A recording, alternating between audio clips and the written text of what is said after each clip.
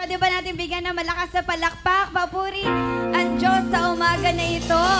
It's 2024! The Lord will do something great in each and every one of us. Amen? Meron tayong panibagong simula ngayong taon. Sabihin mo nga sa katabi mo, Blessed New Year! Blessed New Year. And for that, we will worship the Lord this morning. Come on, let's celebrate His goodness. Come on, let's clap our hands to the Lord. Let's dance our feet.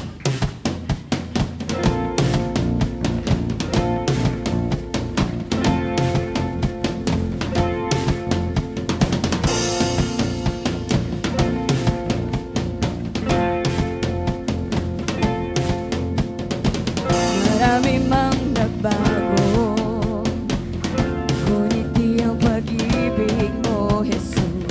Ikaw ang katiyakan, ako'y magtitiwala. Ikaw ang pag-asa, katahakin ang landas na ika'y kasama ko.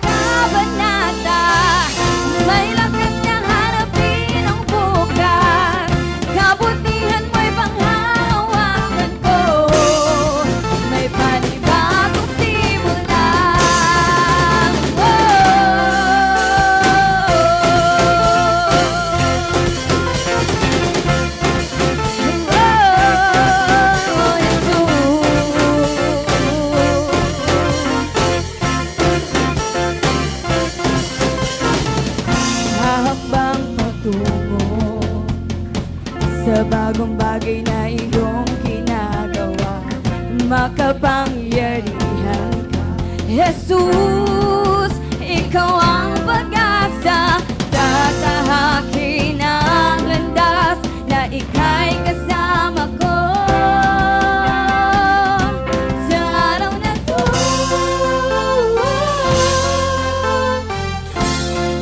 may panibagong simula.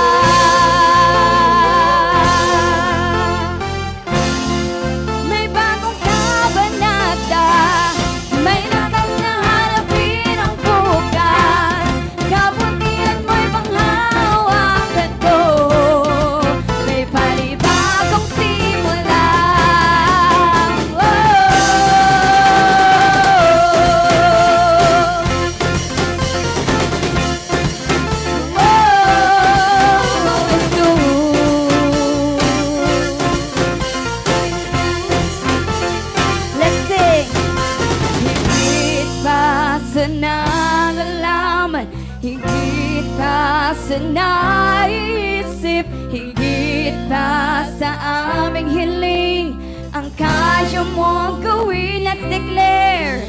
Higit pa sa nalalaman, higit pa sa naisip, higit pa sa aming hiling, ang kaya mong gawin. Higit pa.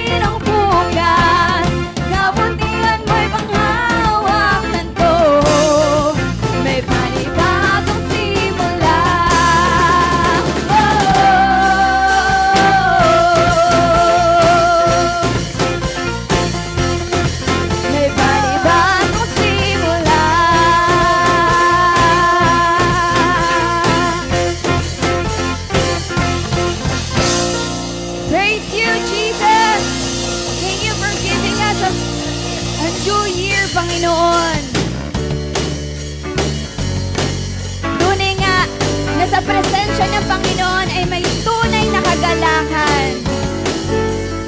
Let's sing this.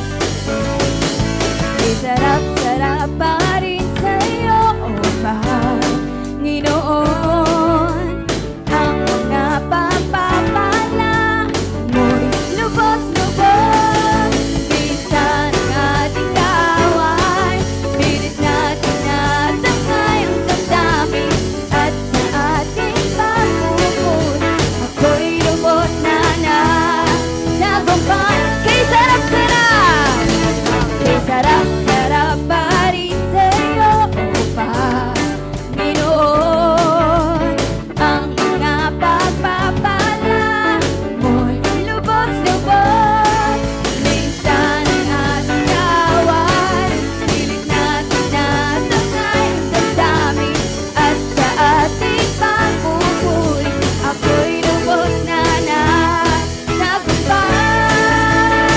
Kaya't kailangan ng ibangan sa presensya mo, bangat sa iyong salita, bangat ang sikreto ko kung bakit ako masaya. Bangat sa presensya mo, bangat sa iyong salita, tulad ng isang mata na laging uhaw sa'yo. Kay sarap-sarap pa rin sa'yo, O Panginoon. Ang mga pagpapala mo'y lubos-lubos. Minsan ang ating kaaway, pilit natin natangay ang damdamin at sa ating pagpupuri. Ako'y lubos na nagtagumpay. Kaya't kailangan ng ibangan sa presensya mo, bangat sa iyong salita, bangat ang sikreto ko kung bakit ako masaya. Bangat sa presensya mo, bangat sa iyong salita, tulad ng isang usap na laging uhaw sa'yo. Sige po tayo sumayaw sa kabutihan ng Panginoon. Napakabuti ninyo sa amin, Panginoong Jesus.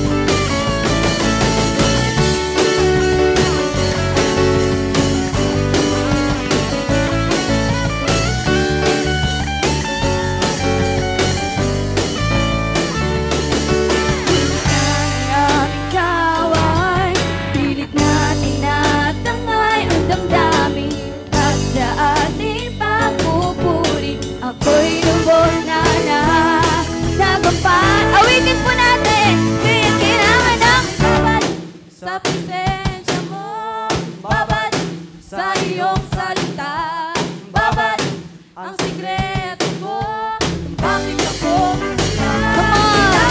Babad sa presensya mo, babad sa iyong salita, tulad ng isang usap na laging minsan pa po, awitin natin. Babad sa presensya mo, babad sa iyong salita, babad ang sikreto ko kung bakit ako masaya. Babad sa presensya mo, babad sa iyong salita, tulad ng isang usap na laging uhaw sa'yo, laging uhaw sa'yo, na laging uhaw sa'yo.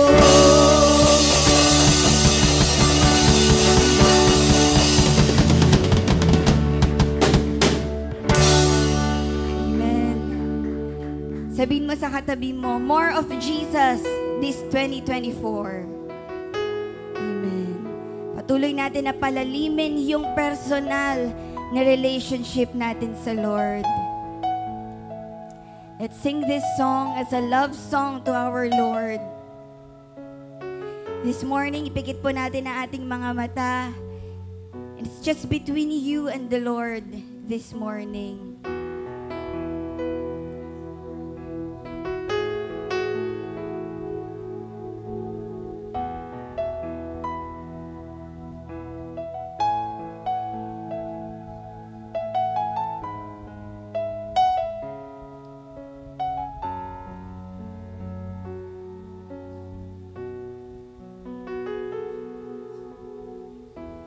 Savior of my soul, I confide in you through all my darkest moments. In you I find my peace, my comfort when I'm weak.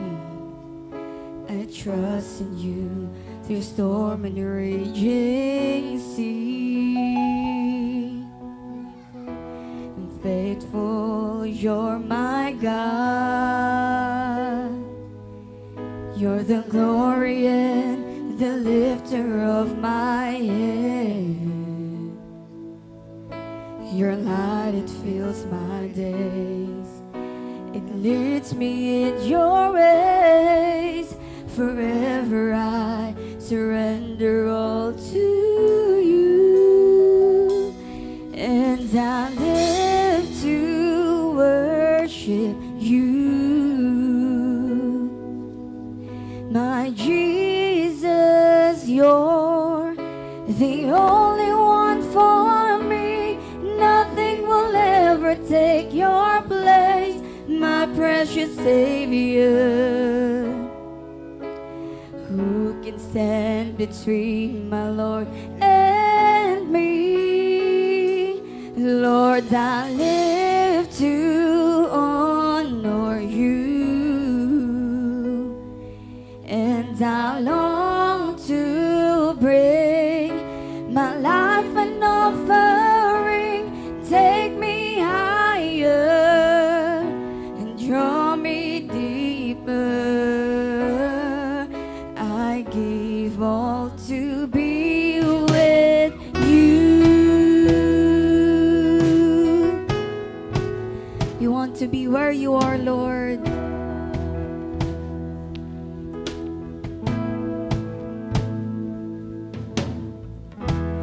Savior of my soul, I confide in you through all my darkest moments. In you I find my peace, my comfort when I'm weak. I trust in you through storm and raging sea. Faithful, you're my God. You're the glory and the lifter of my head. Your light, it fills my days. It leads me in your ways. Forever I surrender all to you. And I live to worship you. My Jesus, you're the only one for me. Nothing will ever take your place, my precious Savior. Who can stand between my Lord and me? Lord, I live to honor you. And I long to bring my life an offering. Take me higher and draw me deeper. I give all to be with you.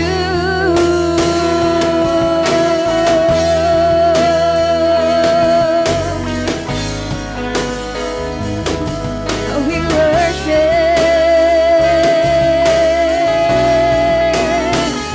and take it higher. Yes, Lord, take us higher in our relationship with you. And I live to worship you. My Jesus, you're the only one for me. Nothing will ever take your place, my precious Savior. Who can stand between my Lord and me? Lord, I live to honor you,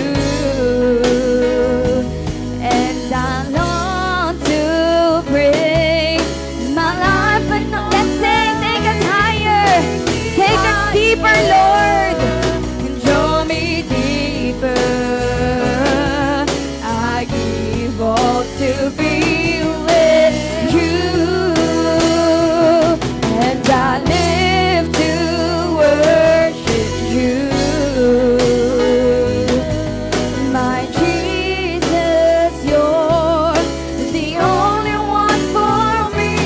Nothing will ever take your place, my precious Savior. Who can stand between my Lord and me? Lord, I live to honor you, and I long to bring my life an offering. Take me higher and draw me deeper. I give all to be with you. Take me higher and draw me deeper. I give all to be with you.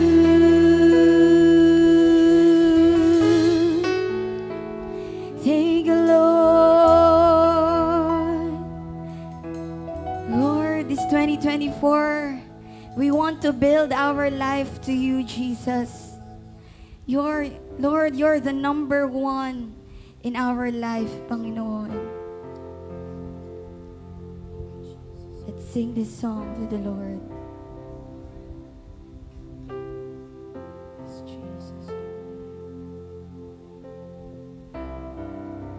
Worthy of every song we could ever sing, worthy of all the praise we could ever bring, worthy of every breath we could ever breathe. We'll live for you, Jesus. We'll live for you. Jesus, the name above every other name. Jesus, the only one who could ever save. Worthy of every breath we could ever breathe. We'll live for you. We'll live for you, Jesus. Let's sing the song. Holy, there is no one like you. There is none beside you.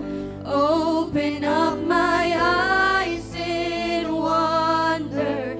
Show me who you are and fill me with your heart and lead me into love that goes around me. Oh Jesus, worthy. Let's bring the praise to the Lord. Worthy of every song we could ever sing, worthy of all the praise we could ever bring, worthy of every breath we could ever breathe. We live for you. We live for you. Jesus, the name above every name. The name above every other name. Jesus, the only one who could ever save. Worthy of every breath. Worthy of every breath we could ever breathe. We'll live for you. Oh, we'll live for you. Holy, there is no one like you. There is none beside you. Open up my eyes in wonder. Show me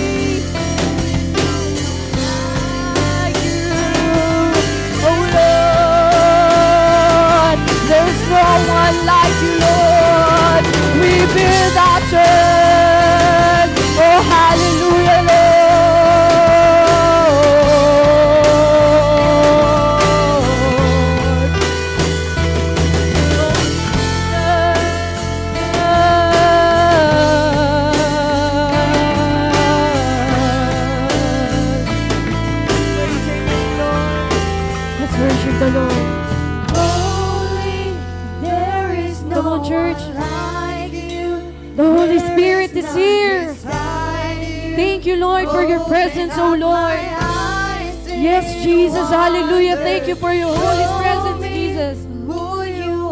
Let your Holy Spirit move, Lord. We build our foundation in you, Lord. To those around. Oh, holy Lord, you are. There is no Oh, one like you. There is none beside you. Open up my eyes in Oh, show me, Lord, your wonders. Show me your wonders and miracles in Jesus' name.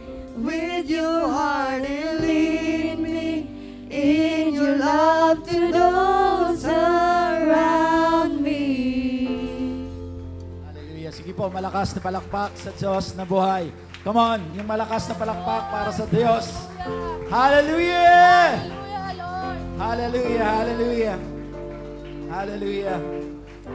Hallelujah. Tayo po'y manalangin. Dakilang Diyos, banal at mapagpala. Maraming salamat po. Tunay Lord, na patuloy niyo pong buksan ang aming pong mga spiritual eyes, na patuloy naming makita, Panginoon, ang mga bagay na ginagawa niyo po sa buhay ng bawat isa sa amin, maging sa buhay po ng mga tao, Panginoon, na patuloy po na nagpapalalim sa iyo, Panginoon. Patuloy mong buksan ang aming spiritual eyes, Lord, nang makita po namin kung paano niyo po na tinutulungan ang aming bawat araw, Panginoon, ang sa gayon ma-appreciate po namin, Panginoon, ang mga bagay na ginagawa niyo po sa amin at hindi namin makaligtaan, Panginoon, na magbalik po ng papuri, magbalik po ng pasasalamat sapagkat ikaw ang Diyos na marapat pong pasalamatan, marapat pong sambahin sa Espiritu at sa katotohanan.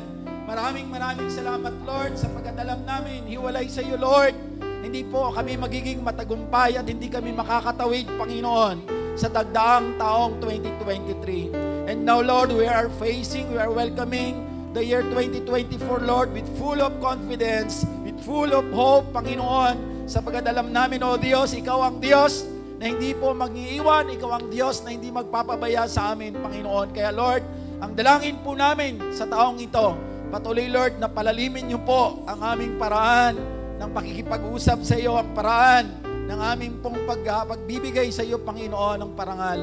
Maraming salamat, Lord, sa iyo namin itinitiwala ang araw na ito, ang aming araw po ng pagsamba, at patuloy na ang bantal na Espiritu, ang Santong Espiritu, ang siya lamang pong manguna sa bawat isa sa amin, nang sa gayon maganap, Panginoon, ang iyong layunin, ang iyong kalooban sa pagtitipong ito, Panginoon. Maraming salamat po.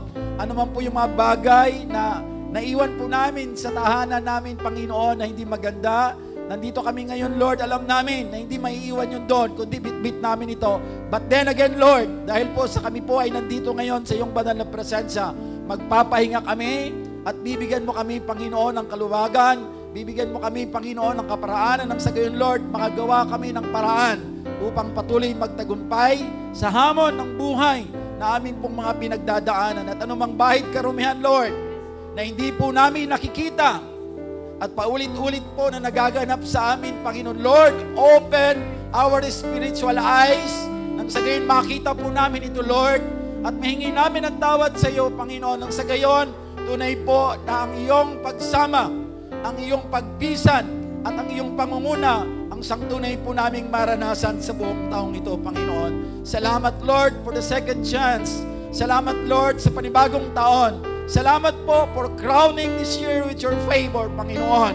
At alam namin, Lord, even in the hard times, Lord, of our life na darating po sa taong ito, we can always see, Lord, your goodness, your blessings, Panginoon, continue, Lord, to overflow and abound in the mighty name of Jesus. Maraming salamat po, Ama. Sa iyo namin inahabili ng gawain ito, Panginoon. We declare victory upon victory in our lives and even, Lord, our gathering today. Sa iyo po ang lahat ng papuri, sa iyo ang lahat ng karangalan magpakailanman. Sa pangalan ni Jesus, ang lahat ay magsabi ng Amen and Amen. Sige po, malakas na palakpak sa Diyos na buhay. Hallelujah! Sige po, malakas na palakpak sa Diyos na buhay. Praise the Lord, praise the Lord. Isang mapagpala at pinagpalang bagong taon po sa bawat isa. Batiin po natin ang katabi natin ng isang pinagpalang bagong taon Ano po ba ang pakiramdam natin ngayon as we welcome the year 2024? Mayroon ba tayong excitement?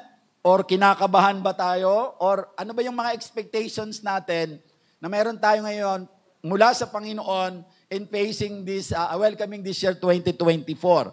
So, may mga bagay po tayong ginagawa. Alam niyo po, mayroon kaming reflection because nung ako po ay nagbabasa po ng mga stories, nagbabasa po ako as part of my way para ma-leverage po yung aking pong paraan po ng pag-aaral ng salita ng Panginoon at pagtuturo po. Nagbabasa-basa ako ng mga bagay-bagay po, mga books, mga different stories po about kung gaano po yung kabutihan ng Panginoon. And one thing na na-discover ko po na marami akong mga nakita pong mga story of lives po na nabasa ko na mayroon tao po na naglingkod sa Panginoon and then at the middle of yung kanyang buhay na paglilingkod, nagkaroon po siya ng pagkadapa, nalayo siya sa Panginoon, marami siyang bagay na ginawa na hindi maganda sa harapan ng Diyos.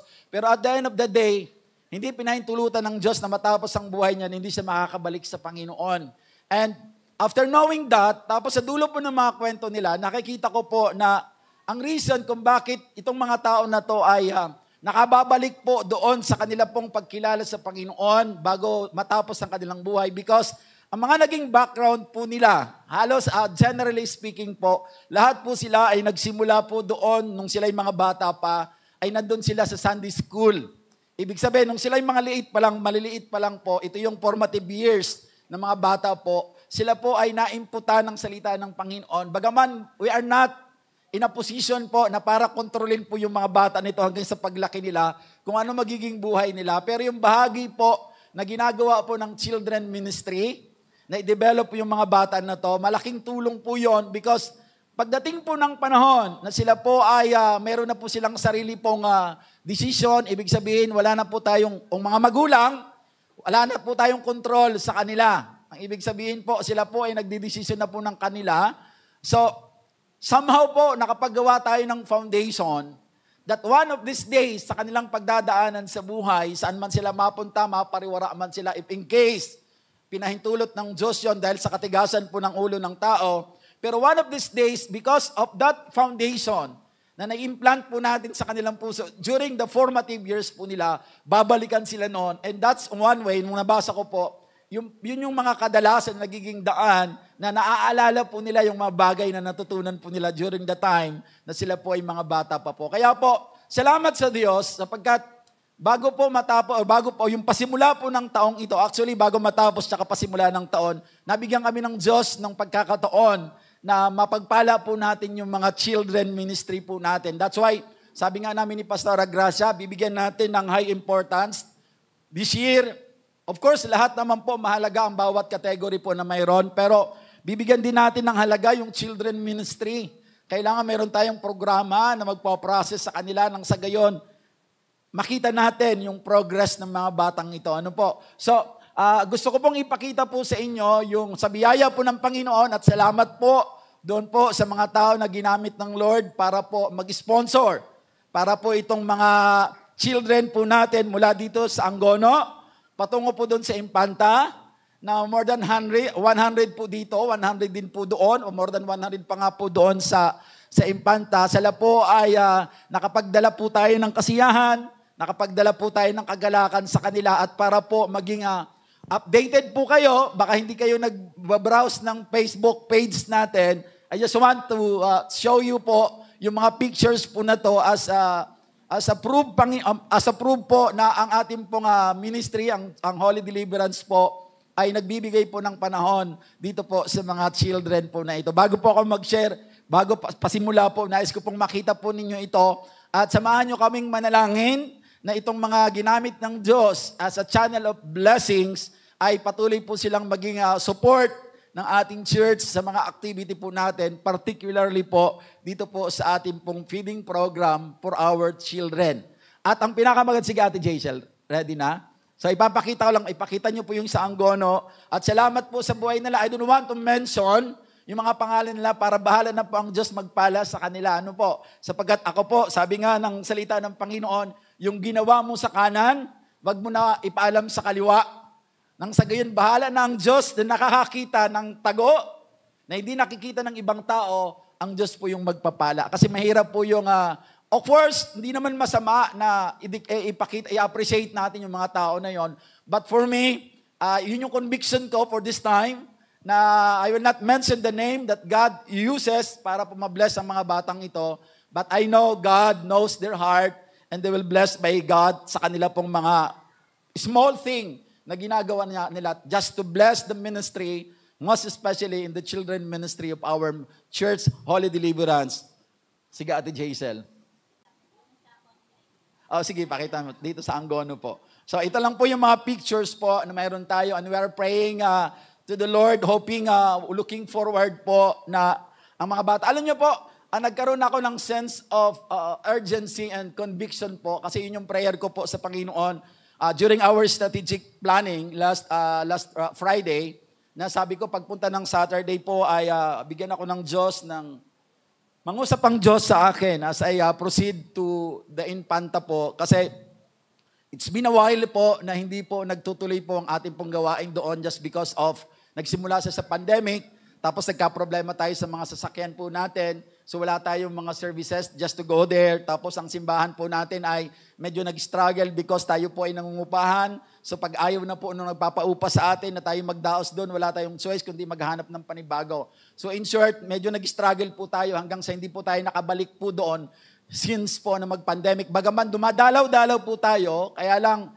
hindi enough na dumalaw lang tayo, but kailangang magkaroon tayo ng consistent po na pagkaroon ng gawain doon. So, nung nag-gather po yung mga children, we're waiting for the picture po, nung mag-gather po yung mga children, it's been 6 years, pang-6 na taon na po natin ngayon, this coming April 9. Kasi April 9 po tayo nag-start po doon. So, pang 6 years na po natin ngayon sa lugar po na yon. Then, nung kami po, naalala ko po, nagre-reflect ako, nung kami ni na Pastor Gracia during that time na magsimula kami doon, ni na Pastor Greg, ni na Pastor PJ po, kasi sila po yung mga nakasama po namin doon. Nagbibigay kami ng mga tracts, si Ma'am Eileen, nagbibigay kami ng tracts, kasama si Graciela, maliit pa po siya noon, nagbabigay kami ng mga tracts, tapos yung mga batang to is just 6 years old, 7 years old, 4 years old, tapos kahapon po, nakita ko sila, mga dalaga na sila. Kasi it's been 6 years, pag 7 years old ka la, plus 6, 13 years old na sila. Nagkaroon ako ng conviction at nagkaroon ako ng sense of urgency kasi nga, mabalikan sila dahil po, lumalaki na yung mga bata, nagiging dalaginding na sila, mga binabinata na po sila. Mas kailangan nila lalo ngayon yung salita ng Panginoon para mas lalong masupport yung bagay na naituro sa kanila.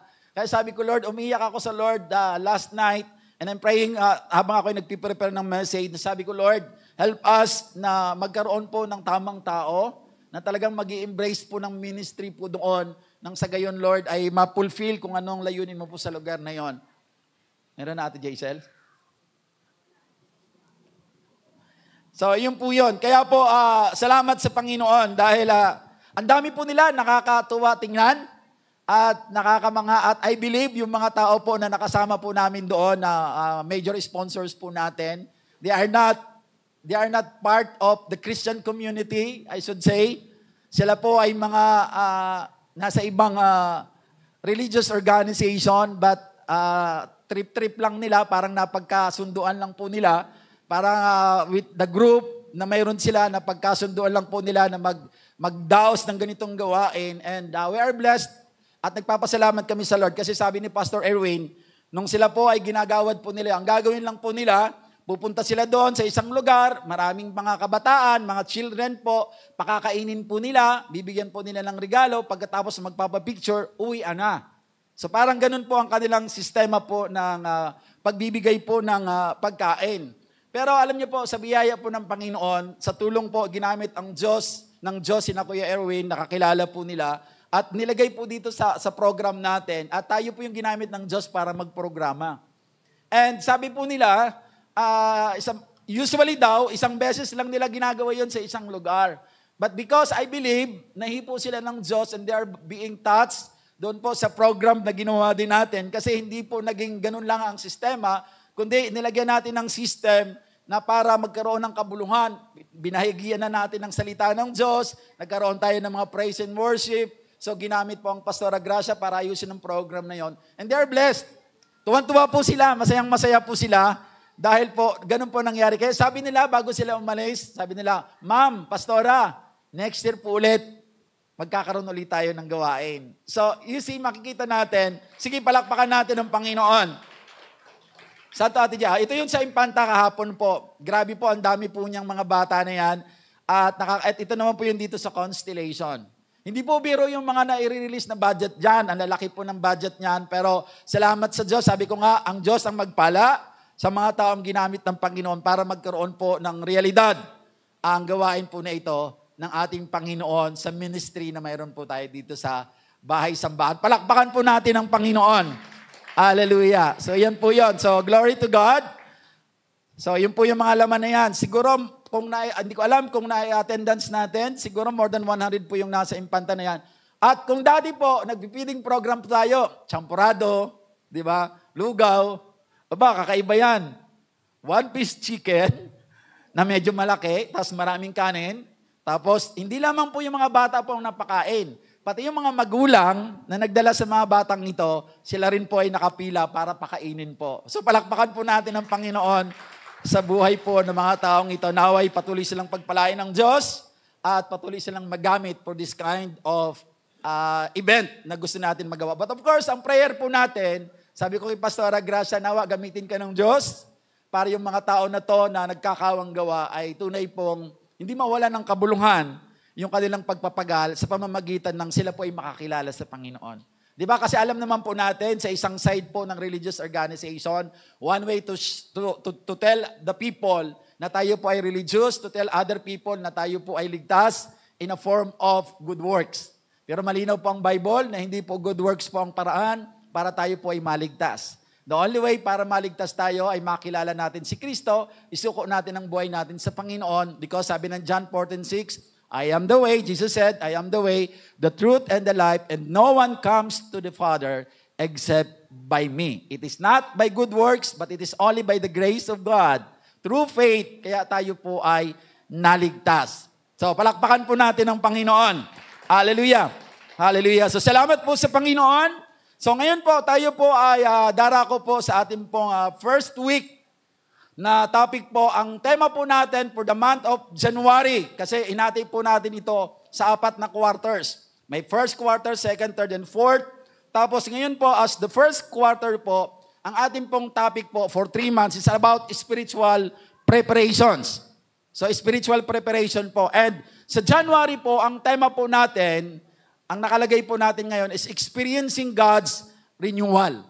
So, inialayin po natin doon sa panahon din po natin, di ba? Pagpasok po ng taon, yung mga businesses po natin, yung mga professional tax receipt ng mga professionals, tayo po ay magre-renew po ng ating pong, katulad ko po as a professional civil engineer, kailangan ko mag-renew ng aking PTR.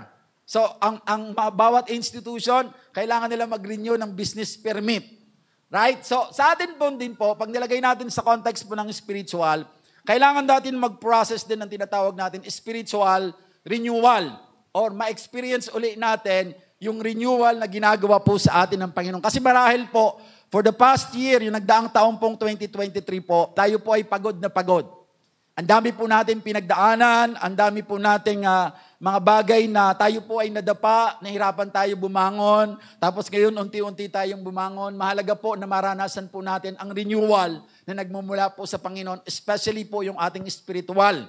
Kasi that's the only way para po magkaroon ulit tayo ng lakas, ma-renew ang ating strength to renewing our spiritual, para po magkaroon tayo ng bagong pag-asa.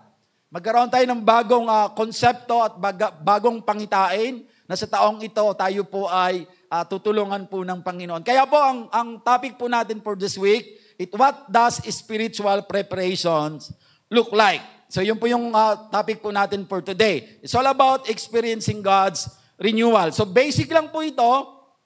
Wala pong bago dito. Alam na po natin lahat ito. But just to remind us, tingnan po natin kung anong effect po nito sa buhay po natin bilang mga mananampalataya po. So, tingnan po natin muna. Sabi po rito. Ready na Ate Jaisel? Ha?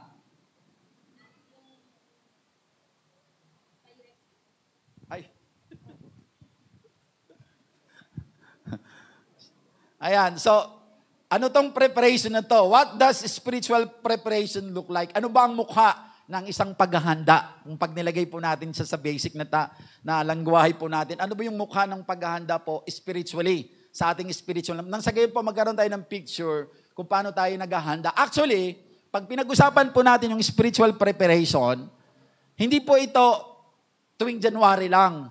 Di ba sabi natin, anytime God will return for the second time. But we do not know the exact date and time kung kailan po mag-a-appear po yung second coming ng Lord. And because of that, mayroon tayong alam po natin na babalik ang Diyos for the second time, pero hindi natin alam kung kailan ang tiyak na oras at araw. Kaya po ang pahiwatig po sa atin ito, because of this reality or truth, kailangan araw-araw naghahanda tayo. Right?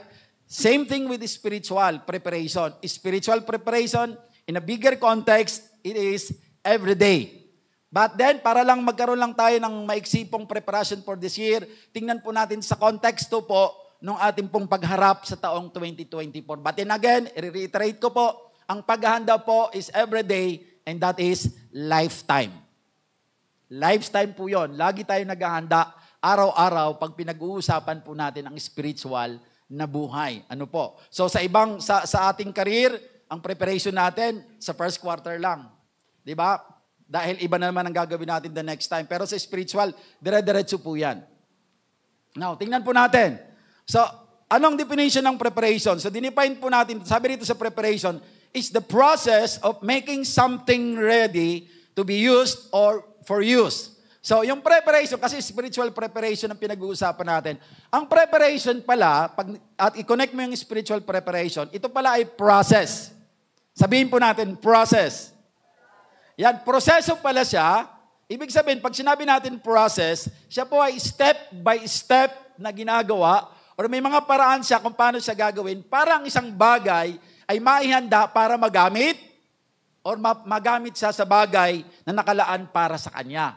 So, spiritually speaking, kailangan natin mag-process ng ating pong pagkatao, ng ating spiritual, nang sa gayon, magamit tayo ng Diyos according to the design that God designed unto us since the day that God implanted tayo po sa womb ng ating pong mga nanay. So, yun po yun. Kaya po, preparation is the process of making something ready to be used or for use. So, para ma-explore pa lalo natin yung preparation na to, bago ko basahin po ang pinaka-text po natin, di ba, halimbawa, sa isang sport, halimbawa, yung mountaineering, kasi itong mas magandang illustration po, mountaineering po. Ibig sabihin, ito yung mga tao po na mahilig pong umakyat ng mga bundok. Ito yung mga skill, ito yung mga habit po nila. Ito yung kanilang talagang passion na akyatin lahat ng bundok. Lagi natin tatandaan, meron silang tinatawag na physical preparation. Hindi sila basta-basta na naisipan nila, magkakaibigan, or bukas, punta tayo dun sa bundok na ganito, akyatin natin. Hindi ganun po yung kanilang ginagawa. May process po sila, nag-uusap sila, at naglalagay sila ng schedule kung kailan sila pupunta. And then, in preparation doon sa araw na yon, na sila po'y aakyat sa bundok na yon, mayroon po silang mga training. May mga exercises po sila para ma-build yung strength nila. Ma-build po yung kanilang endurance, yung balance, and flexibility. Yun po yung ginagawa po ng mga mountaineering. So, ibig sabihin, naghahanda talaga sila para pagdating doon, somehow, mayroon silang lakas at mayroon silang na-invest na physical strength para po pag-akyat po nila, hindi sila bibigay. And aside from that physical strength, mayroon bahagi ng preparation because malayo po sila sa lugar na kung saan ay mabibigyan po ng tugon if in case, in medical reason, if in case mayroon pong accident na mangyayari po na hindi inaasahan po nila, nagdadala rin po sila ng mga medical kit. Di ba? Meron silang mga ganoon. So, pag ang mga bagay na to ay nakalimutan po nila as their preparation doon sa kanilang gagawin, sigurado malalagay sa alanganin ang buhay ng mga taong ito na aakyat po ng bundok. Tama?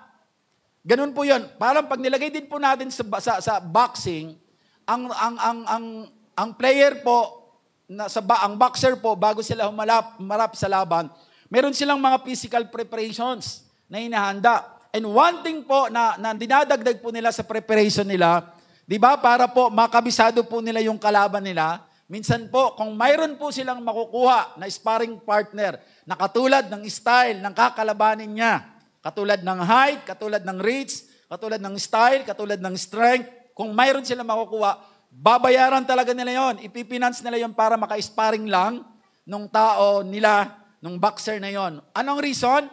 Para mapamiliarize niya kung paano siya gumalaw.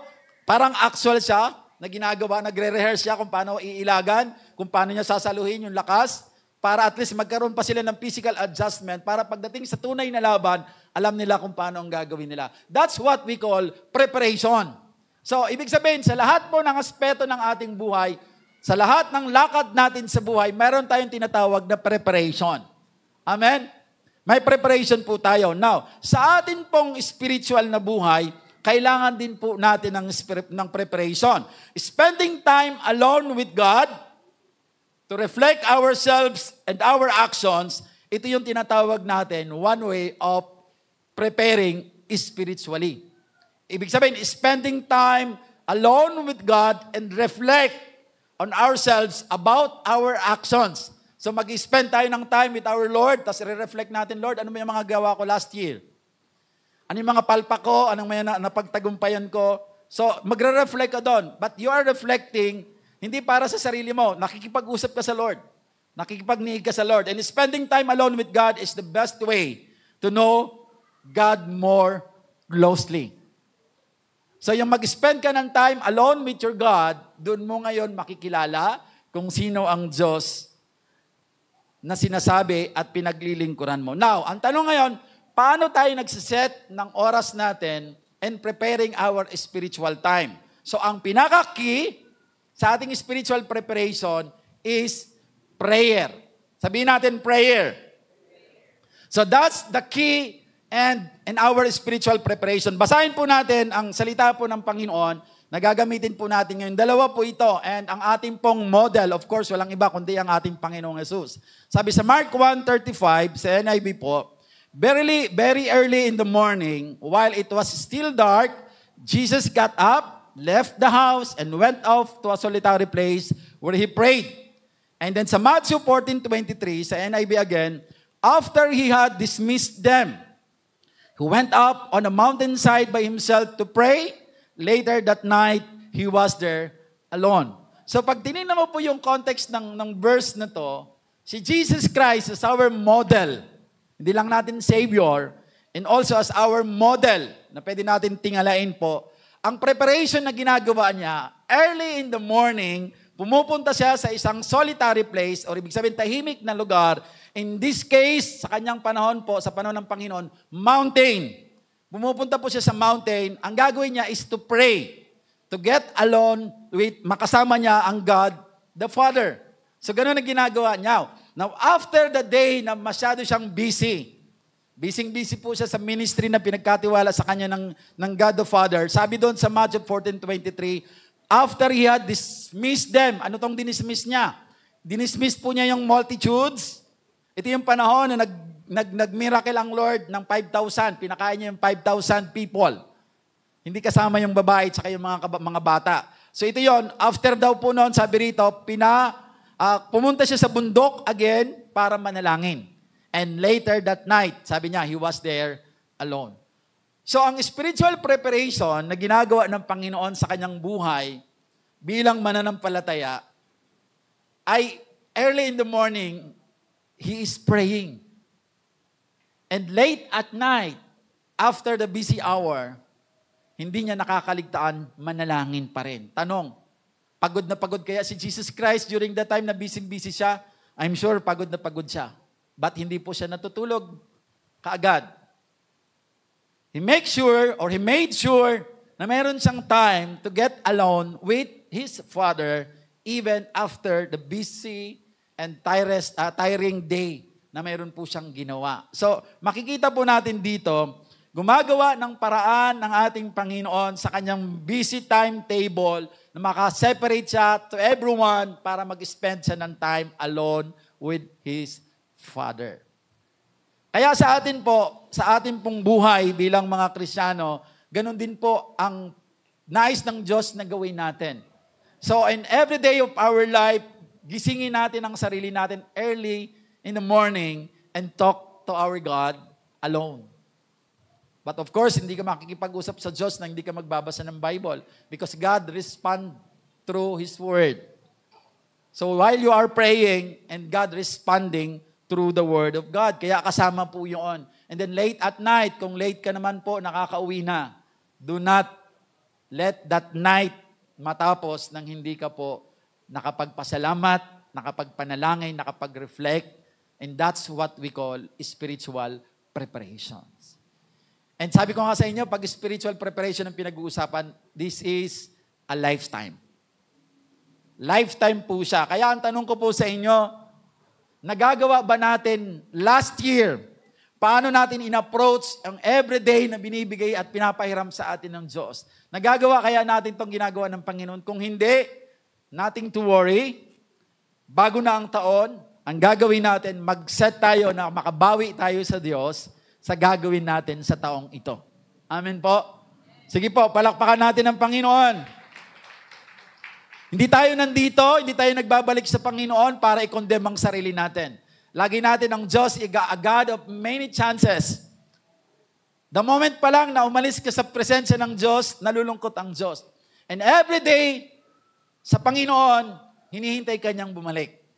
At tayo rin po na naglilingkod sa Panginoon, every day God is excited to meet you doon sa time na napag-usapan po ninyo. Kaya po, kung gusto natin maging maganda at matagumpay po ang buhay natin, gayahin natin ang ginawa ni Kristo during His earthly ministry. Nang sa gayon po, ganun din po matagumpay ang mangyayari sa atin sa buhay natin pagdating po ng panahon. Sabi rito, investing energy with God, meron yata ako dyan.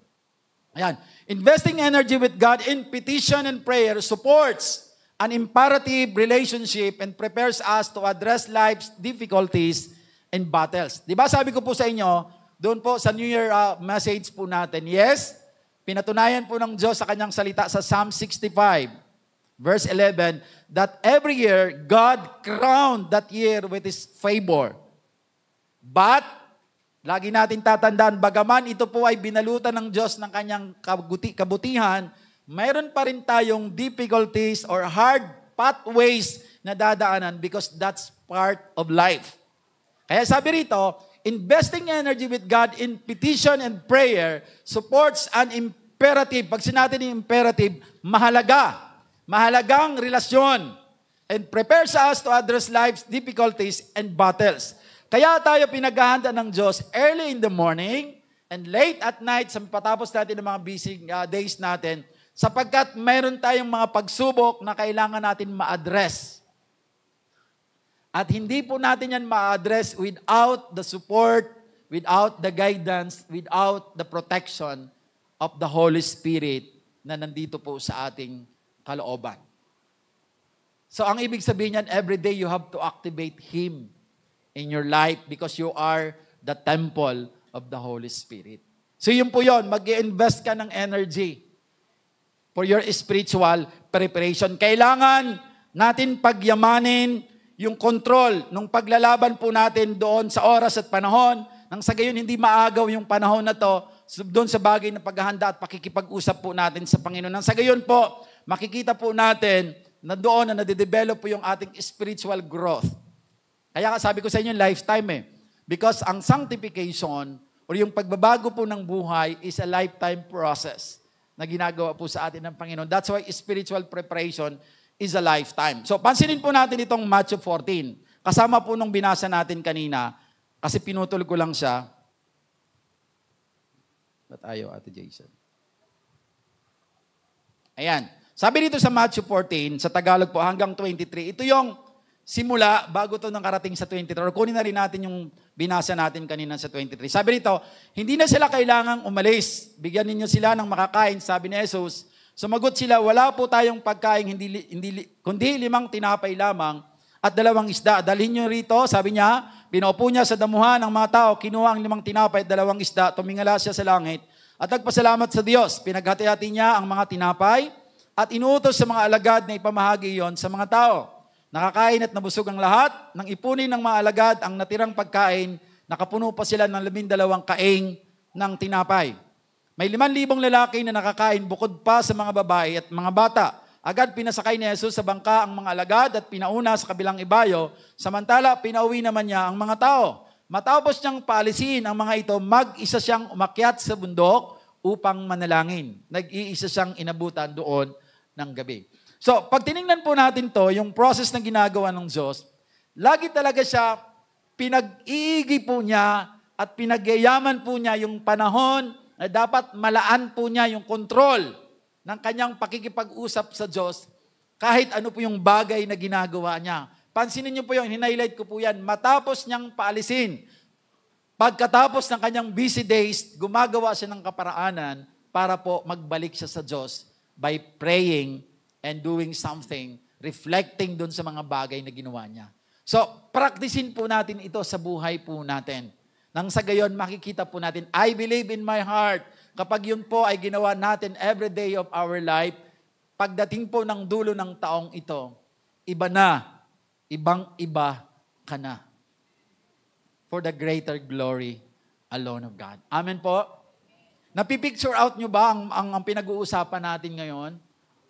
Na nakikita niyo yung bagay na pwedeng mangyari sa bawat isa sa atin if we are going to obey what God, yung model, minomodel sa atin ng Panginoon. Ganun po yon. Kaya po sa pagsisimula ng taon, ganyan yung mga bagay na dapat nating gawin. Sabi rito, we have to find time to put everything away. And we must set ourselves apart from everything and get alone with the Lord. Ganun talaga. Kailangan, naalala ko tuloy noon, nung kami po ay dumaraan po sa battle nung recovery ng property na to, nag-set kami ng time with the Lord na sabi namin at this time, ganitong oras, yung grupo po na nakakaalam po na nangyayari sa school na to ay mananalangin kami. Kaya lang may mga pagkakataon because ang dami pong trabaho sa school, minsan po nakakaligtaan ng iba na pumunta dun sa lugar na dapat kaming manalangin. Alam niyo po ang paalala po na sinasabi ko sa kanila, di ba nananalangin tayo na tulungan tayo ng Diyos? At yung mga ginagawa ninyo ay naka-align ito doon sa bagay na para ma-recover natin yung property na to. Dahil sa Diyos magmumula ang recovery ng property na to, nag-set tayo ng time, nakausapin siya, kahit anong ginagawa ninyo, kahit nandun ka sa peak ng ginagawa mo, iwanan mo yan at pumunta ka sa lugar na kung saan tayo po ay mag-uusap-usap para manalangin sapagkat ang Diyos ay nakakaalam ng lahat ng bagay. So, ibig sabihin po nito, gaano ka man ka-busy, mga kapatid ko po sa Panginoon, I am talking to you and I'm talking to myself. Gaano man tayo ka-busy, pag nag-set tayo ng oras na makipag-usap tayo sa Lord, gawan natin ang paraan na makapunta tayo sa lugar or kung saan man tayo makikipag-usap po sa ating Panginoon. Naintindihan natin? Amen po. Palakpakan natin ang Panginoon. Pag may mga bagay po tayong pinagdadaanan sa buhay, yung mga worries in life, mga concern po natin, at kapag yung concerns po natin ay inilalapit po natin sa isang mature na Kristiyano, tatanong tayo sa kanya, pastor or sa leader natin, ate, kuya, may ganito akong concern. Ano kaya ang gagawin ko? Ang tugon sa iyo ng isang mature na Kristiyano na pag tinanungan mo ng ganyan, sasabihin sa iyo, pinag-pray mo na ba yan? That's number one. That's a sign na yung tao na kinakausap mo, may maturity siya. Because that's the reality. Ang isang bagay, pag hindi mo nilatag sa panalangin, hindi mo yan maayos. Kaya po, pag may mga concern tayo, the best way to deal that concern is to put it in the hands of God in praying. Kaya ang tanong talaga, maririnig ninyo, pinag-pray mo ba yan? Sasabihin natin, pinag-pray ko naman po. Pag pinag-pray mo yan, ang sunod na tanong, ano ang sagot ng Lord? Sumagot na ba siya? Hindi pa po. Bakit hindi? Kasi hindi ka pala nagbabasa ng Bible. Hindi ka talaga makakarinig ng sagot ng Lord. At minsan, mayroon tayong pinapanalangin na concern because of yung kalagayan po natin na kinukondisyon tayo ng mundo na lagi tayo nagmamadali. May sagot ng Diyos sa atin na ganito ang sagot ng Diyos sa atin. Kaya lang, lagi natin tatandaan, ang sagot ng Diyos lagi pong may kasamang process. Kasi pinaprocess tayo ng Diyos. Nang sa gayon po, kasi alam ng Diyos lahat ng kahinaan natin. Alam ng Diyos kung saan tayo madadapa. Kaya pinoproseso ng Diyos yung mga bagay na hinihingi natin sa Kanya, yung mga concerns natin. So sa process na yon, mayroon pong mga bagay tayong mga pagdadaanan.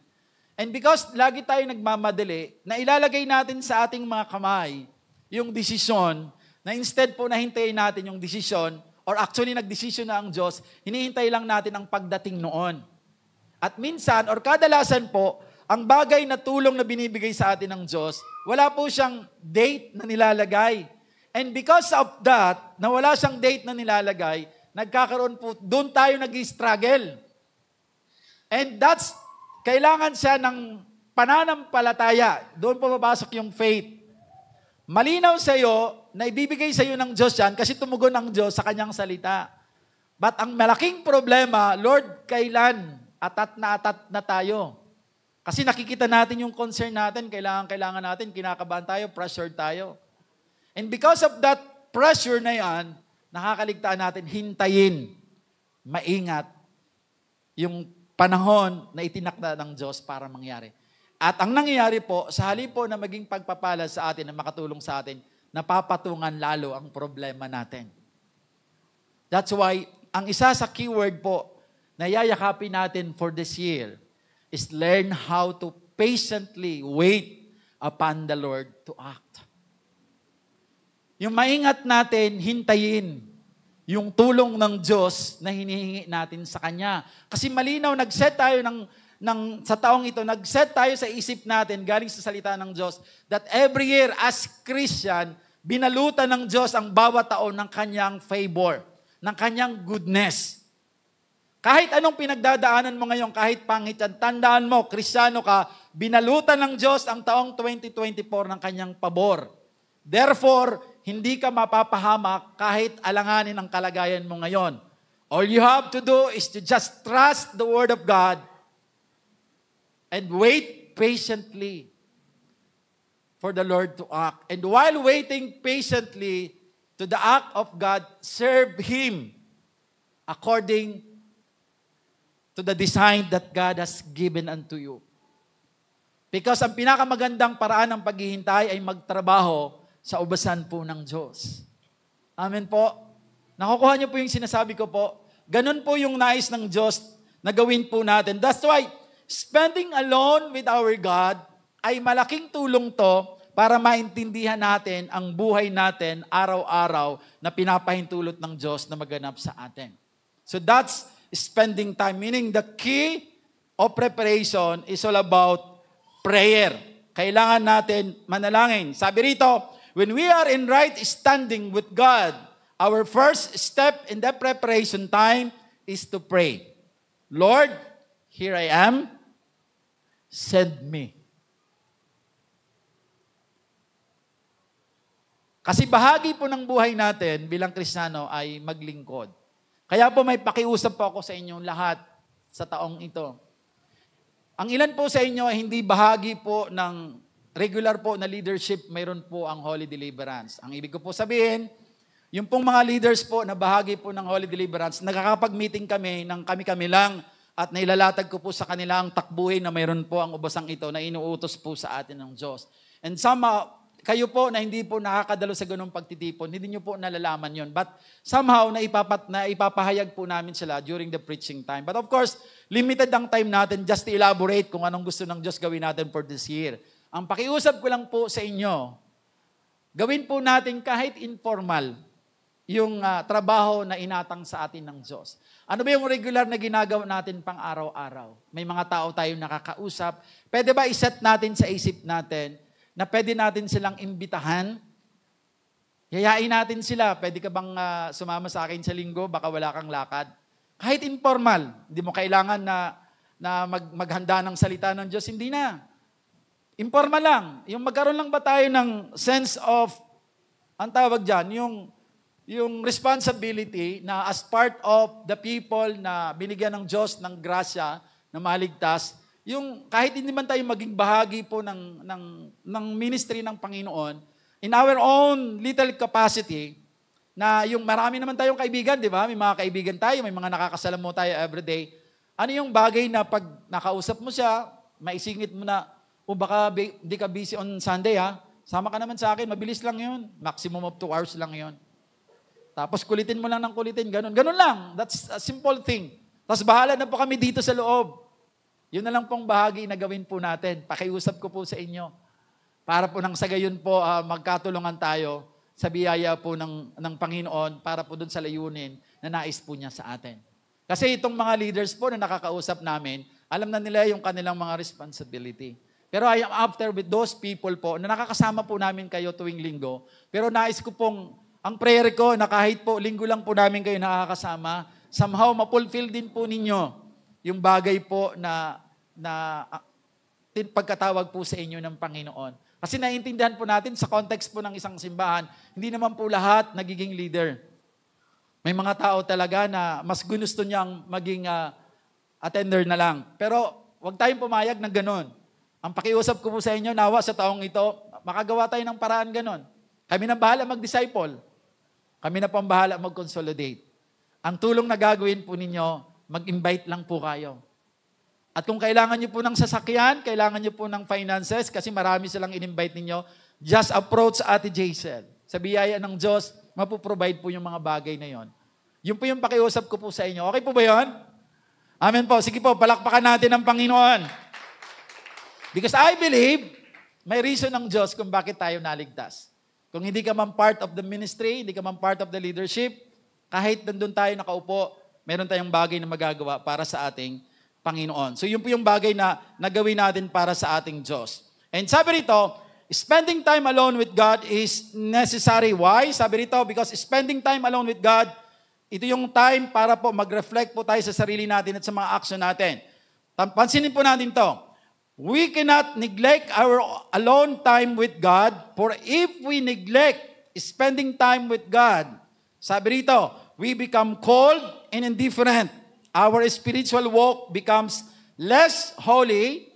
The light of Christ is hidden and will not shine. Yung pong spending time alone with God ay napakahalaga po sa atin. Kasi kapag na-neglect daw po natin to, kapag napabayaan po natin ito, mapapansin at makikita na lang natin ang sarili natin na nawawala na tayo dun sa alignment po. At because of that, nagiging iba na po ang gawi natin. Nagiging iba na po yung nature natin. Hindi natin napapansin na babalik na tayo sa old nature natin. And because of that, na dapat na yung liwanag ng Diyos na binigay sa iyo when the time you accepted Him as your Lord and Savior, nawawala siya, nahaharangan, na sa halip mag-shine, mas lalo po siyang dumidilim. Mas lalo siyang dumidilim. Kaya po, with this year, facing 2024, kailangan natin maranasan ng renewal ng Lord by spending time alone with God in prayer. In prayer. Kailangan natin magbigay ng panahon. Because even Jesus Christ spent time alone with His Father, kahit perfect na po siya, kasi hindi siya nagkakamali, pero alam niya ang gagawin niya to spend time. So yun po yun. So, ano ang nagmamatter dito? Sabi dito, why does it matter? Malalapit na po ako matapos. Anong halaga po nung spiritual preparation? Ano pong halaga nitong spending time alone with God in prayer? Mayroon po ito ay salin po sa isang short song na nabasa ko po. Sabi rito, take time for Jesus. Ito yung kanta. Pero hindi ko kabisado ang tono niya, pero nabasa ko lang po siya sa akin pong pagbabasa. Take time for Jesus. He always takes time for you. Magbigay daw tayo ng panahon sa Diyos kasi ang Diyos, lagi siya nagbibigay ng panahon sa iyo. When the Lord is looking through the book of life, kung saan nakatala po yung mga pangalan natin, and your name, He cannot find. Nung binuklat ng Diyos ang aklat ng buhay, hindi nakita yung pangalan mo. Alam natin, pag hindi nakita ang pangalan natin sa aklat ng buhay, impyerno po ang pupuntahan natin. Hindi po langit. Pero sabi dito ng Lord, what if, He said, I meant to write it there, but I really didn't have the time. Ginusto ko. Gustong-gusto ko na, kasi hindi ko natagpuan ang pangalan mo sa aklat ng buhay, pero gusto kong isulat ito. Kahit gustong-gusto ko siyang isulat, kaya lang hindi ako makatagpo ng oras at panahon para isulat ito. Sabi niya, wala akong panahon. What will happen to us?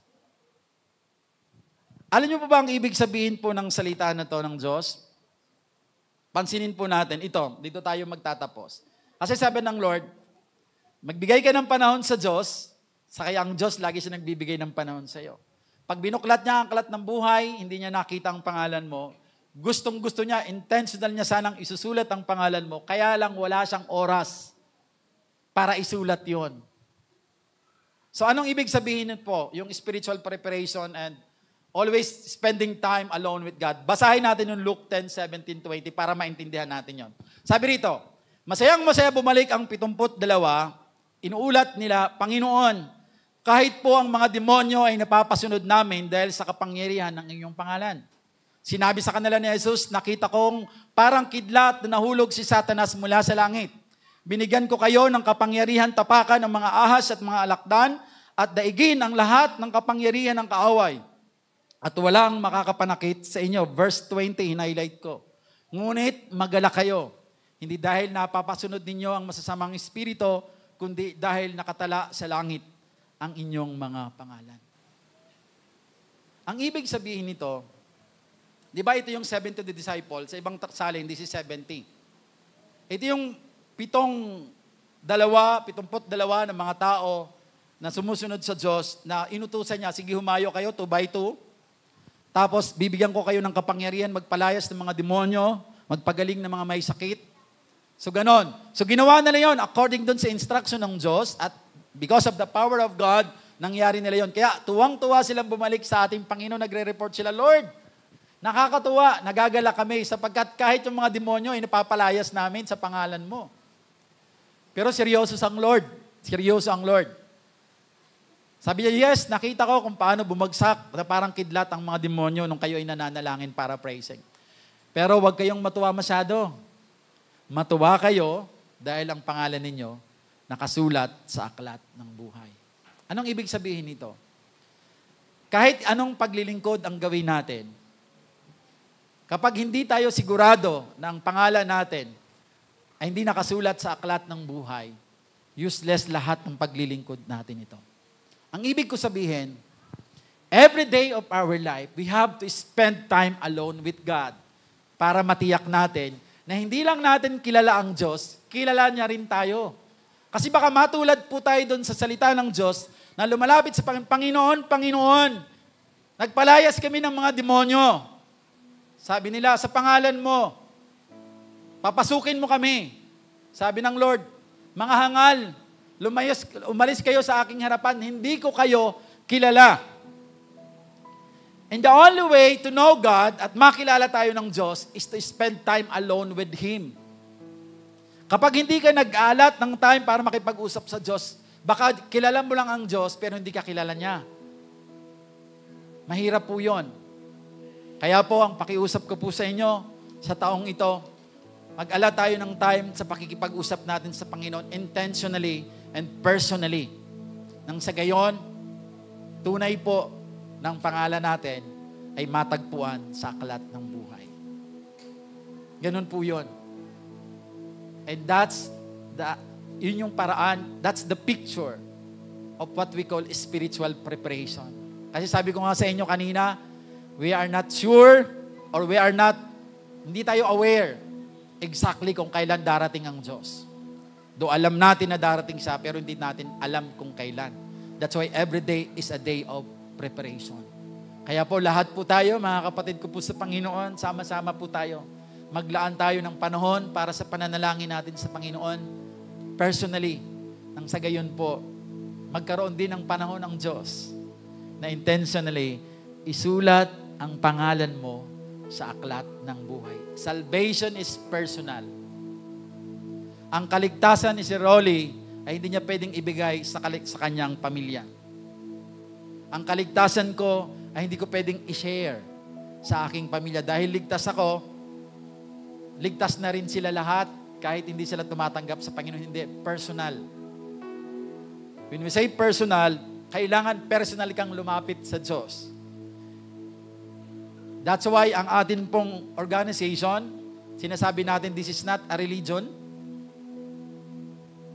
this is a family of believers na kung saan ang pinapahiwatig po natin, we are experiencing a new relationship with God. Kaya tayo nag-gather together.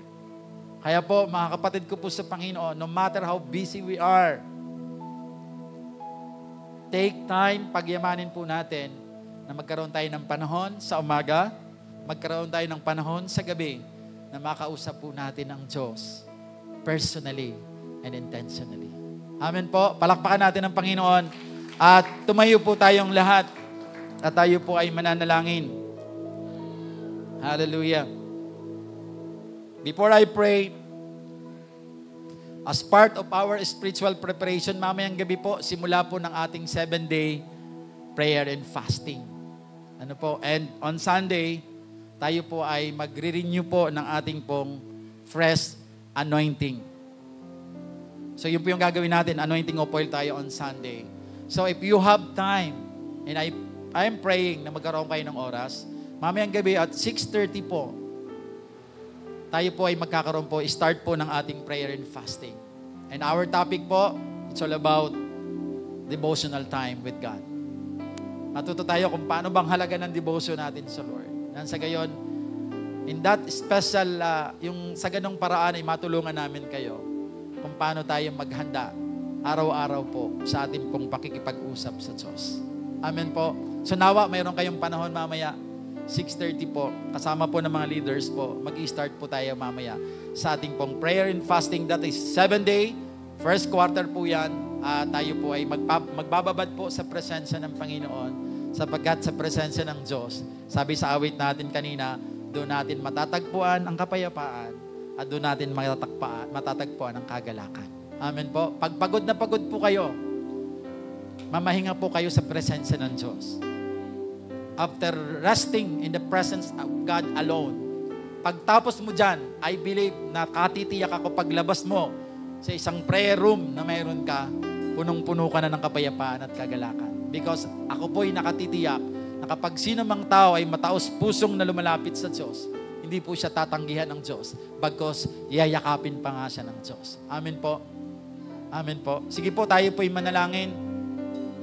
Hallelujah. Hallelujah. Oh, we praise your name, we bless your name, oh Father. Thank you so much, Lord, for empowering us, Lord, with your word. Thank you so much, Lord, for reminding us, Lord, that the only way to survive, that the only way to have progress, Panginoon, in our spiritual life, in every year, Lord, na pinapahiram niyo po sa amin, ay lagi kami mag-spend ng time alone with you. Sapagkat doon, Panginoon, nakakakuha kami ng lakas, nare-renew ang aming strength. Just what you have said, Lord, in Isaiah. Those who wait upon the Lord shall renew their strength. Ang aming mga pakpak ay tulad ng pakpak ng agila. Lalakad kami, hindi kami mapapagod. Tatakbo kami nang hindi kami manghihina. Sapagkat we always renew our strength in setting aside the time, Lord, alone with you every day of our life, Panginoon. Kaya Lord, salamat po. Nawa, Lord, loobin niyo po na ito po ang maging nature na mapossess po ng bawat isa sa amin as we welcome this year 2024, Panginoon. Ang sa gayon, Lord, in a difficult time of our life, of our journey in life, Lord, sa buhay na pinahiram niyo po sa amin, nakatitiyak po namin na ma-address namin rightly, confidently, purposely, Lord, itong mga pagsubok sa buhay nito because we are very much aware of your presence. We are very much aware of your word, most especially, Lord, sa Corinthian, Lord, na wala kang pagsubok na pinapahintulot sa iyong mga lingkod, na lalagpas sa kakayahan na pinahiram niyo po sa bawat isa sa amin. Sa halip, pag dumating po ang pagsubok na to, tutulungan niyo kami, Panginoon, bibigyan niyo kami ng karunungan, kalakasan, upang magtagumpay kami sa hamon ng buhay na pinahintulot niyo po sa amin. Kaya Lord, salamat po for preparing us, Lord God, for reminding us, Lord, na talagang sa aming pagharap sa taong ito, lagi kaming maglalaan ng oras para makausap ka po namin at hindi po namin ito babaliwalain sa tulong at biyaya ng Espiritu Santo nang sa gayon, Lord, tunay po ang buong taong ito hindi man maging smooth sailing because that's not what you have promised to us. But we are very much sure, Lord, na ang pangako mo po na hindi mo kami iiwan at hindi mo kami pababayaan, ay nakatitiyak kami na maaasahan po namin ito, Panginoon. Maraming salamat po, Ama. At pagtapos po ng taong ito, Lord, marami kami pong isusulat po ng mga patotoo. Patotoo ng iyong kabutihan. Patotoo, Lord, na nahakbang po namin sa aming spiritual na buhay sapagkat sa unang taon, sumunod kami sa iyo. Sa mga succeeding days and months, Lord, ay patuloy kaming sumusunod sa iyo. Sa likod, Panginoon, na mga bagay na pinagdadaanan namin, pumipilit kami tunay na makasunod sa iyong kalooban. Naniniwala kami at the end of this year, Lord God. Kami po ay punong-puno po ng patotoo ng magandang bagay, tagumpay, spiritual maturity na ginawa niyo po sa buhay ng bawat isa sa amin. Lord, thank you. For truly, Lord, apart from you, we are nothing, Panginoon. Salamat po. Bigyan niyo kami, Lord, ng masunuring puso. Bigyan niyo kami, Lord God, ng fruit of the Spirit. Yung patience, Lord, yung maingat naming hintayin. Yung mga biyaya, yung mga tulong, yung mga gabay na ipagkakalob niyo po sa amin, Panginoon. Nang sa gayon, every decision, Lord, na gagawin po namin, we will always consider you. And we will wait patiently, Lord, sa tugon po ninyo. Sapagkat alam namin, walang bagay na nalilingid sa iyo. You are the all-knowing God. Bago pa mangyari sa amin ang mga bagay-bagay sa buhay namin, alam nyo na po ito, Panginoon, at alam din po ninyo ang katugunan nito. Kaya, Lord, help us to develop our patience at matuto kaming maghintay sa mga bagay na gagawin niyo po sa amin. And as we wait patiently, Lord, for you to act, help us, Lord, na kami po ay matutong maglingkod sa iyo sa paraan, Panginoon, na binigay niyo rin po sa amin. Maraming salamat po, Ama. Ang lahat po ng papuri, ang lahat ng pasasalamat, ang lahat ng paglilingkod, at ang lahat ng papuri ay para lamang sa iyo. Sa mataas at matamis na pangalan ng aming Panginoong si Kristo, ang lahat ng pinagpala ng Diyos ay magsabi po ng Amen and Amen and Amen. Sige po, umawit po tayo sa Lord. And I will build my life upon your love. It is a firm foundation, and I will put my trust in you alone, and I will not be. I will build my life. And I will build my Upon your love. upon your It is a firm foundation. And I will put my trust. And I will put my trust in you alone, and I will not be shaken. Holy, there is no one like you, there is none beside you. Open up my eyes in wonder. Show me who you are and fill me with your heart and lead me in your love to those around me. Holy, there is no one like you, and there is none beside you. Open up my eyes in wonder. Show me who you are and fill me with your heart and lead me in your love to those around me. Praise the Lord. Hallelujah. Sige po, malakas na palakpak ibigay natin sa ating dakilang Diyos. Praise the Lord. Makakaupo na po ang bawat isa. Napakabuti po ng ating Panginoon Diyos. Amen. Amen. A blessed New Year. Tingnan nyo nga po, nung makapakinig ng salita ng Diyos, mas lalong nakangitian ngayon. Okay, praise the Lord. Pwede ho bang bigyan natin ng Lord ng mataas na palakpak? Amen. Mataas at malakas na palakpak yan. Alam niyo po, it's our tithes and offering. At napakabuti ho ng ating Panginoon Diyos. Alam niyo po, sabi ng marami, sa lahat ng bagay daw po, sabi nila, dapat sigurado ka. Tama ba? Dapat daw sa maraming bagay, dapat sigurista ka. Sabi, kapag mag-aasawa ka, dapat sigurado ka sa mapapangasawa mo. No? So, at sabi din nila, kapag daw yung gusto mong yung pera mo lumago, sabi ng iba, ilagay mo yan sa bangko kasi at least kung meron ka millions of pesos, nandun lang siya sa bangko. Hindi mo talaga siya magagalaw. Nagkataon, nasunog yung bangko. Insured lang yun, 500,000. Hindi ka naman pala sigurista. Tapos sabi mo, alisin ko na lang yung pera ko sa bangko. I-invest ko na lang siya. In-invest mo siya ngayon sa tao. Nag-invest ka ngayon sa negosyo. Kaso, nalugi. Kasi hindi mo alam na yung pera pala na meron ka, hindi mo alam na yun palang lugar na ito, yung institution na pinaglagakan mo ng pera, ay pwede palang mabankrupt. Hindi ka na naman sigurado. Pero bakit kaya may tithes and offering? Pero kasi, ang tithe, sabi ng Lord, just give me 10% of your tithes. Akong bahala sa'yo. Imaginein mo, ayaw mong ibigay yung 10% mo kay Lord kasi nagdududa ka, nasayang naman yung 10% ko. 1,000, bibigay ko yung 100 ko. Ipamasahin na yun eh. Nagdududa ka pa na baka mamaya yung 10% mo, teka lang, sayang yun, pang milk tea ko yun. Hindi mo alam, may mangyayari pala sa'yo.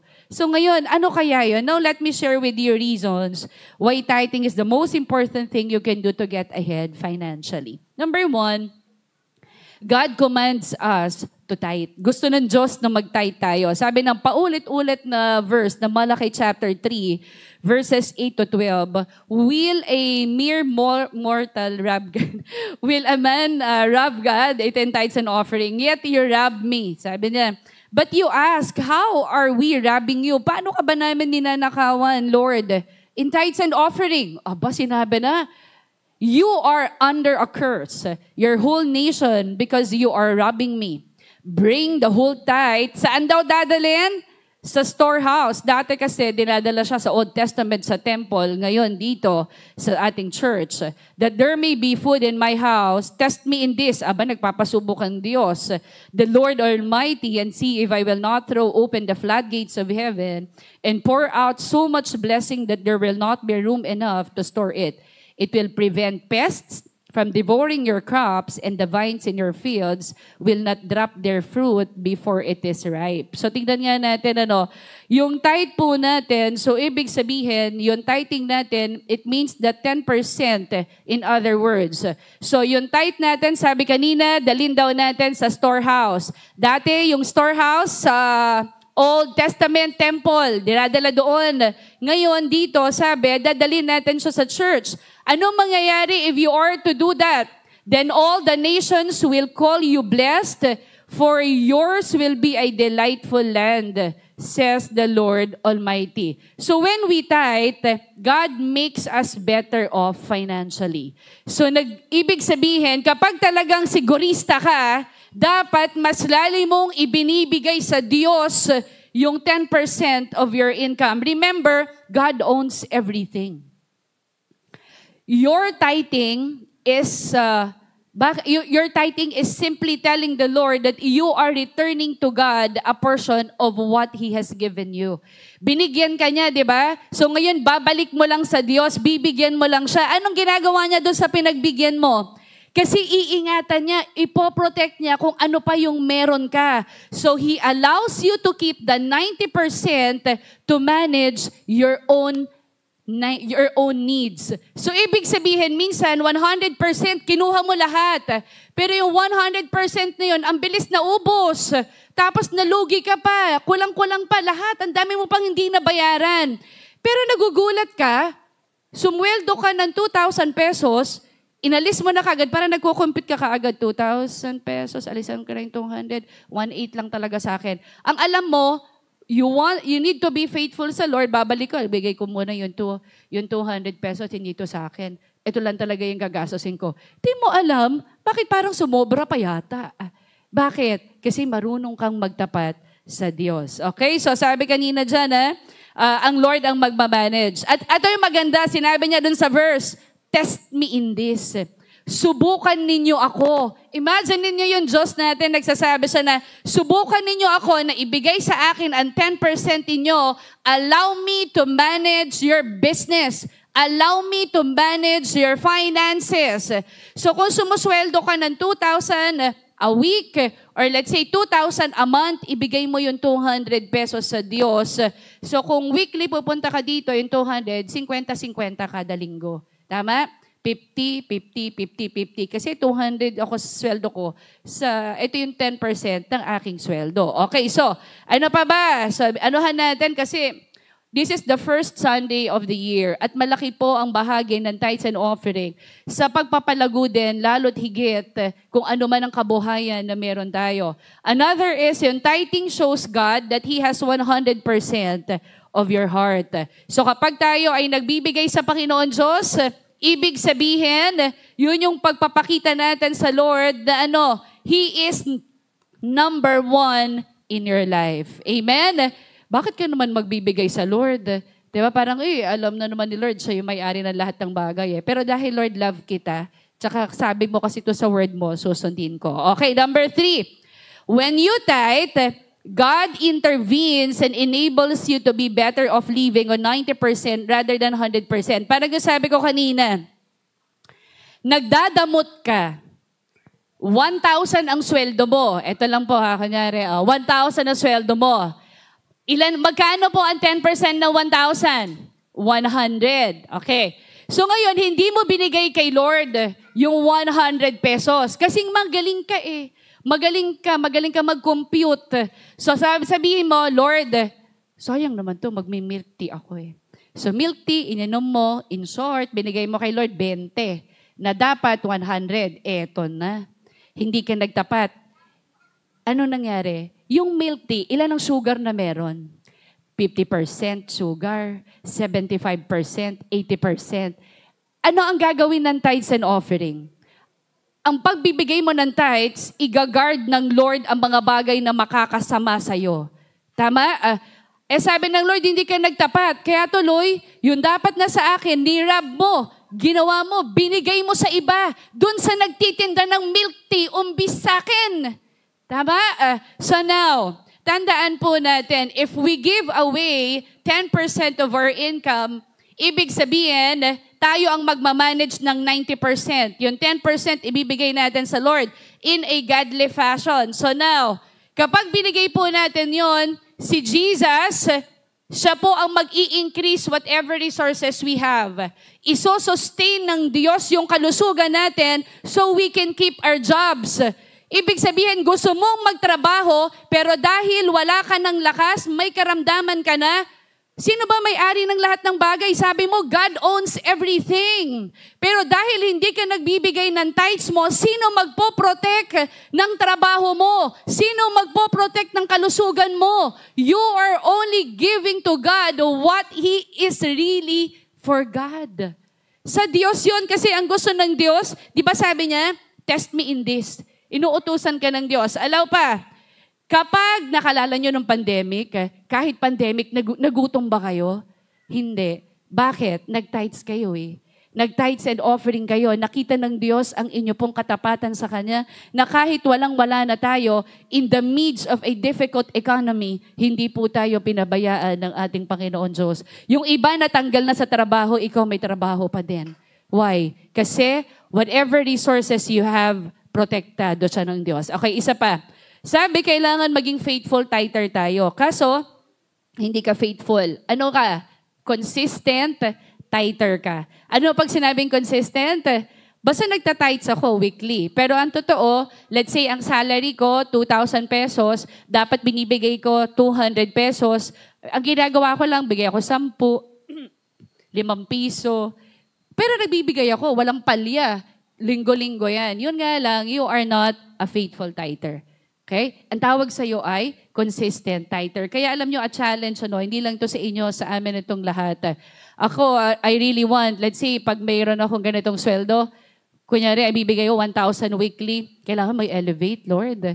2,000 weekly. Gusto ko, Lord, ganito. Akin yun. Sarili ko yun. So, ibig sabihin, meron tayong kanya-kanyang conviction. And of course, sabi ng Matthew 28:18, Ate Jaisel, sabi dyan, then Jesus came to them and said, all authority in heaven and on earth has been given to me. Therefore, go and make disciples of all nations, baptizing them in the name of the Father and the Son of the Holy Spirit, and teaching them to obey everything I have commanded you. And surely I am with you always to the very end of the age. Who cares if you become the richest person in the Philippines or even in the world, if you lose your soul and the souls of those who could have reached?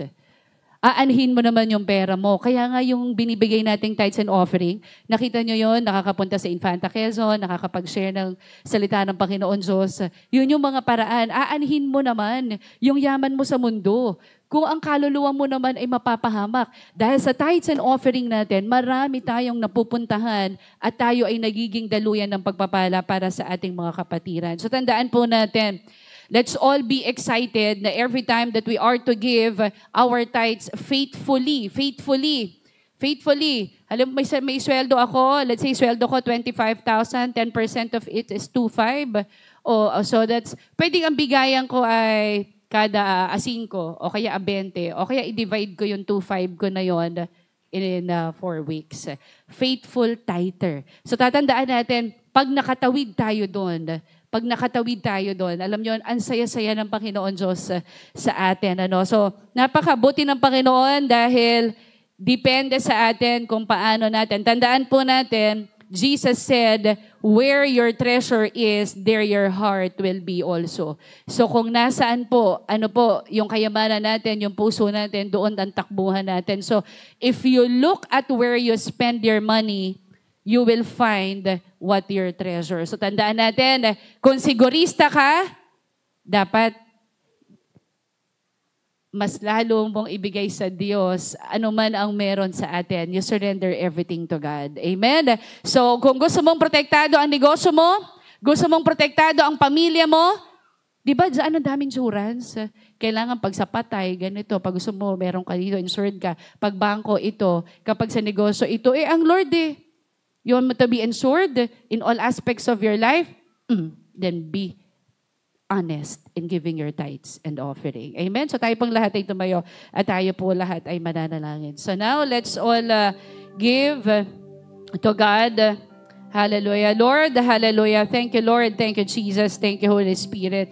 Lord, maraming pong salamat for teaching us, O God, that when we give to you, O God, our tithes and offering, O God, you are blessed, O God, beyond anything we could imagine. Lord, when we tithe, O God, Lord, we give, O God, our first, O God. We give our best to you. Lord, maraming pong salamat kasi ikaw lang din naman, Lord, ang nagsusupply ng lahat ng aming mga pangangailangan. Lord, maraming salamat for putting, O God, into our hearts, O God, na bakit kami manghihinayang na magbigay ng tithes and offering namin? Ikaw ang nagpala sa amin. Ikaw po ang nagbigay ng trabaho sa amin. Ikaw ang nagpo-protect, Panginoon Diyos, ng aming pamilya, whatever resources na meron kami. Lord, bigyan niyo nga po ang bawat isa sa amin ng totoong malalim na pagmamahal sa iyo. Bigyan mo talaga kami, Lord, ng malalim na pagsunod sa iyo, na hindi kami matatakot na bawasan yung mga kinikita namin. Yung mas lalo kaming maging excited na magbigay sapagkat protektado, Panginoon Diyos, anumang resources na meron kami, damay pa ang buong pamilya na meron kami. Lord, thank you. Thank you, O God, dahil katulad, O Diyos, ng sinabi mo kanina, na kailangan namin, Lord, na magbabad, Panginoon Diyos, sa iyong presensya. At hindi kami makakapagbigay ng tapat sa aming tithes and offering kung hindi kami magbababad ng iyong salita. Magbababad, Panginoon Diyos, sa iyong presensya. Maraming pong salamat. We pray, O God, na maging mabangong samyo, Panginoong Jesus, sa inyo, ang paraan ng pagbibigay namin, Panginoon, ng aming tithes and offering. We thank you, Lord. We honor you. In Jesus' name we pray. Everybody say, Amen.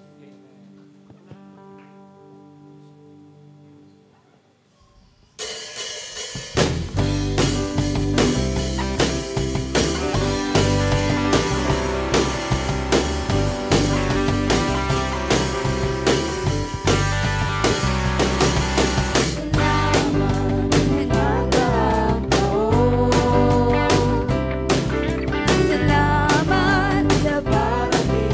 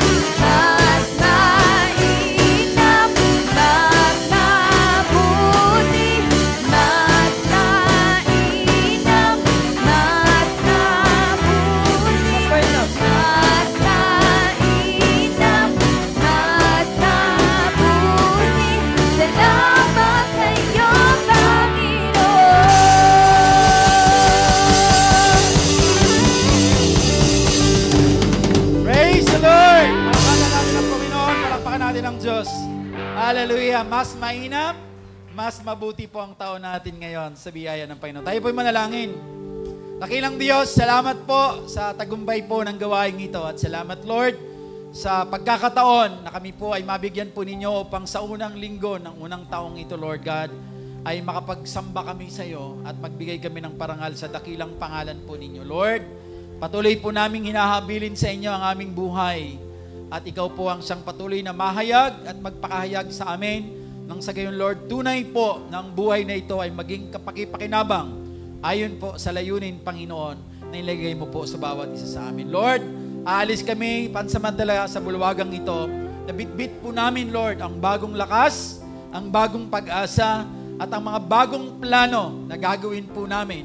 In line, Lord, sa kalooban niyo po na kami po'y maging bahagi sa pagpaparami ng mga taong nakakilala sa iyo. Lord, patuloy mo pong ipaalala sa amin ang kahalagahan, Lord, ng ginawa niyo po doon sa cross. Nang sa gayon, Lord, maalala din po namin na sa maliit na paraan po namin, Panginoon, ay makatupad kami sa pamamagitan po ng pag-i-invite po ng aming mga kapitbahay, ng aming mga kaibigan, ng aming pong mga nakikilala patungo po sa sambahang ito, Panginoon, sa araw po ng pagsamba. Maraming salamat po, Ama. Lalabas kami sa bulwagang ito, bit-bit po namin ang tunay pong kagalakan na matatagpuan lamang, Panginoon, sa pamamagitan ng pakikipag-isa sa iyo. Ito yung kagalakan na hindi po nakadepende sa anumang pong kalagayan namin.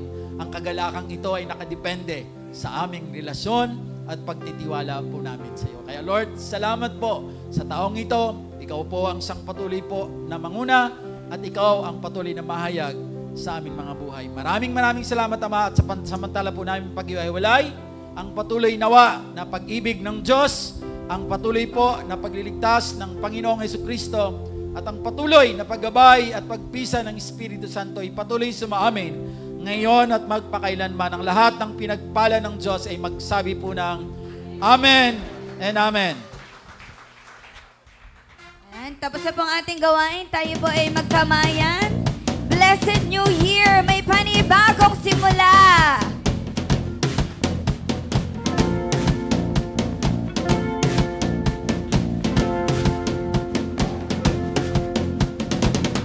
Marami mang nabago